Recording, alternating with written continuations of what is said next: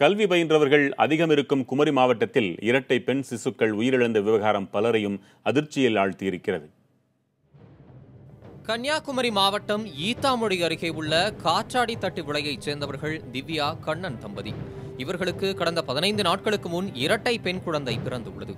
முழு உடல் நலத்துடன் வீடு வந்த குழந்தைகள் இருவரும் திடீரென கடந்த வெள்ளிக்கிழமை உயிரிழந்து விட்டதாக கூறிய பெற்றோர் அவசரமாக வீட்டின் பின்பக்கமே குழந்தைகளின் சடலங்களை புதைத்துள்ளனர்.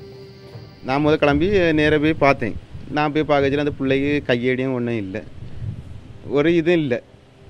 ரெண்டாவது எங்கள் அண்ணன் வந்து பார்த்தேன், அந்த கையடியும் ஒன்றும் கிடையாது. நான் அதில் சத்தம் போட்டேன், எப்படி இறந்து 2 பிள்ளையும் எப்படி இறக்கும்னு சொன்னேன். அது நான் பால் கொடுத்துக்கிட்டு நான் தூங்கிட்டேன். நான் விடிய காலம் தான் எழும்பி பார்க்கச்சில்ல, எனக்கு ஒன்று அந்த பிள்ளைக்கு ஒன்றும் இல்லை, ஒரு உணரும் கிடையாது, ஒன்றும் இல்லை. அதனால தான் உங்களுக்கு உடனே ஃபோன் அடிச்சுன்னு சொன்னேன். இவர்களது செயலால் சந்தேகமடைந்த அக்கம் பக்கத்தினர் மாவட்ட குழந்தைகள் நல அதிகாரி குமுதாவுக்கு தகவல் அளித்தனர். அவர் அளித்த புகாரை ஒட்டி கோட்டார் காவல்துறையினர் திவ்யா, கண்ணன் ஆகியோரிடம் விசாரணை நடத்தினர். இதற்கிடையில் கோட்டாட்சியர் தலைமையில் நேற்று குழந்தைகளின் சடலம் தோண்டி எடுக்கப்பட்டு பிரேத பரிசோதனை செய்யப்பட்டது.